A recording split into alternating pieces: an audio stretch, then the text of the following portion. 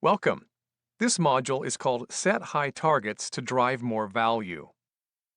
When do you think most deal negotiations begin? Enter your answer, then tap Submit.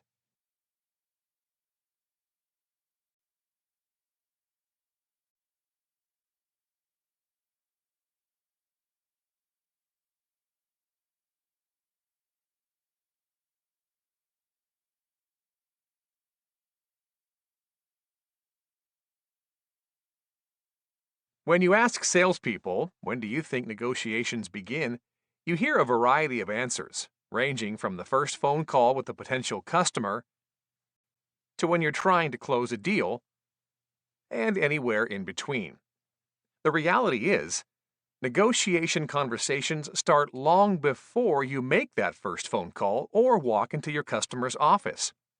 They even start before you've planned how you're going to navigate a particular sales opportunity. The very first place every negotiation starts is in your own head. Your inner dialogue comes first. You play out how you think the customer conversation will go, and you often negotiate against yourself, systematically coming up with all the reasons why you can't ask for more of what you want. You focus on the fact that the customer seems to have all the power. You feel pressure to get the deal done. Before even walking in the door, a lot of sellers tell themselves, the customer will never agree to the deal at this price. You hold the negotiation in your own head and talk yourself down before you even show up. This is a highly damaging mindset because the lower you start the negotiation, the lower you'll finish the negotiation. To combat this natural tendency, tap next to see how you can use a concept called the range of reason.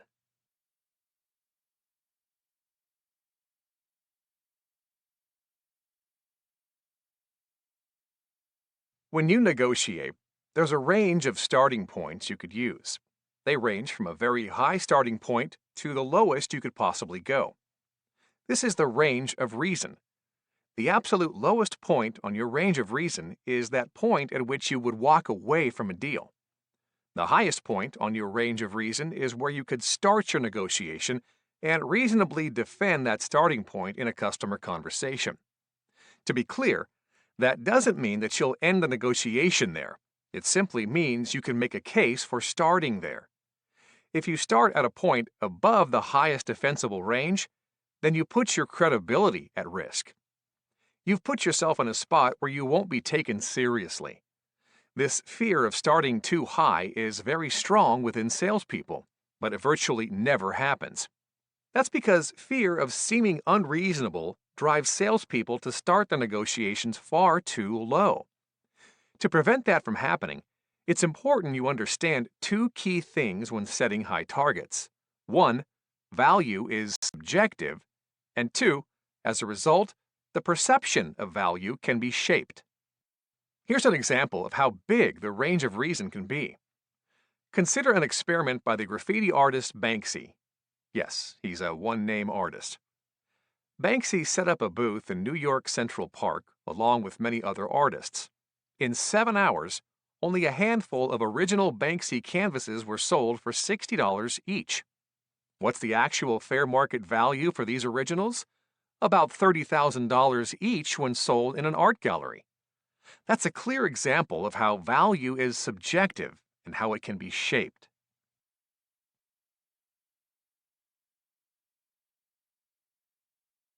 When you communicate a reasonably high target, you influence your customer's perception of your offering in a positive way.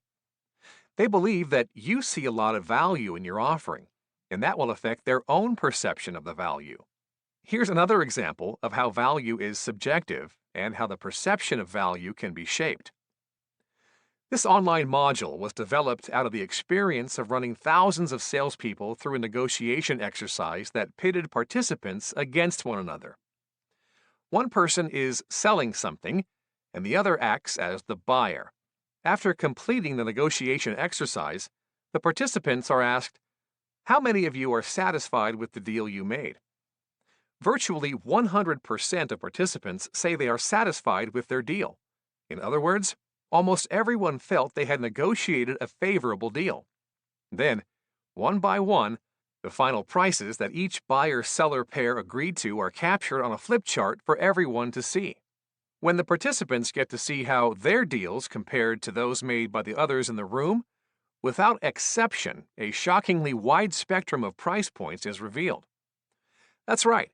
Even though everyone used an identical set of case study facts, different participants arrived at vastly different ranges of reason. The salespeople are inevitably surprised that some of them settled so low, while others can't believe that some people could get away with selling so high. Remember, even though there was a range of settlements to those negotiations, everyone was happy with their results. In other words, this shows that you can actually expand what someone considers a range of reason.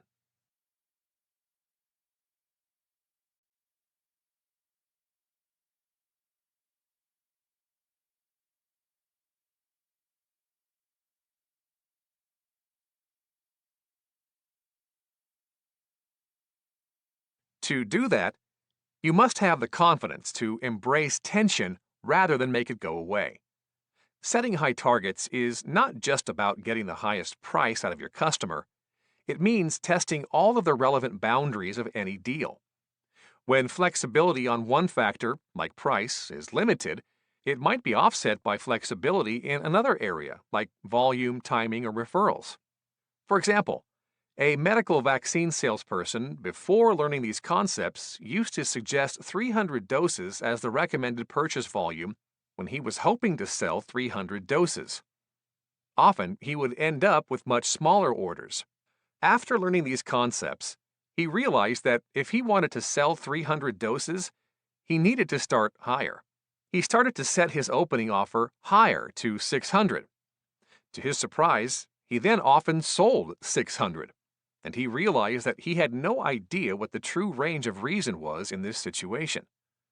The higher the target, the more room you have to create a profitable concession strategy, and you should assume that you will have to make concessions somewhere in the process. You know that where you start is not where you'll likely end up, so starting higher gives you room to negotiate. But it's not just about giving yourself more negotiating room. Communicating a reasonably high target also influences your customer's perception of your solution, and it's a direct reflection of how much you value what you have to offer. Asking for more shows conviction and expresses confidence. One reason that salespeople set their targets too low is because they have a strong desire to appear highly reasonable. So, they often start at the middle of the range of reason. The funny thing is that while salespeople have a strong desire to be seen as operating within the range of reason, their customers don't share this same desire. They have no problem making highly unreasonable demands of you, sometimes shockingly so. Many customers have no problem starting their side of the negotiation well below the range of reason. They will leverage competitive bids, claim they have limited budget, or tell you they have multiple options, all to challenge the targets you've set for yourself. And because most negotiations end up somewhere in between each party's starting point, if you start lower than you might, your opportunity to get the full value out of the deal is substantially diminished. However, when you have the confidence to start at a higher target and an argument to defend that higher starting point, you'll dramatically increase the likelihood that you'll reach a higher final agreement.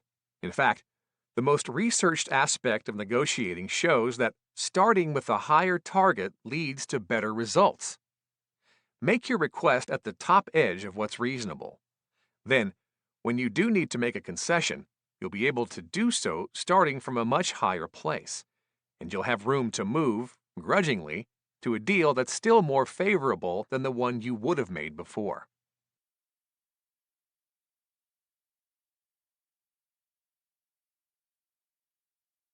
Now it's time to apply the concept of setting high targets to one of your actual opportunities. As you've seen in this module, you can use high targets to test your customer's resolve and range of reason. Communicating a reasonably high target can also favorably influence customer perception of your solutions. Remember, those who ask for more get more. Those who set low targets underachieve. Additionally, High targets manifest themselves in many aspects of a negotiation, not just price. Ask yourself, what else besides a high price would you want more of? Intentionally set targets for other variables that commonly come up in your deals, like accessing key decision makers or securing favorable contract terms. Lastly, the targets you set can always be lowered, but they're very difficult to raise once known.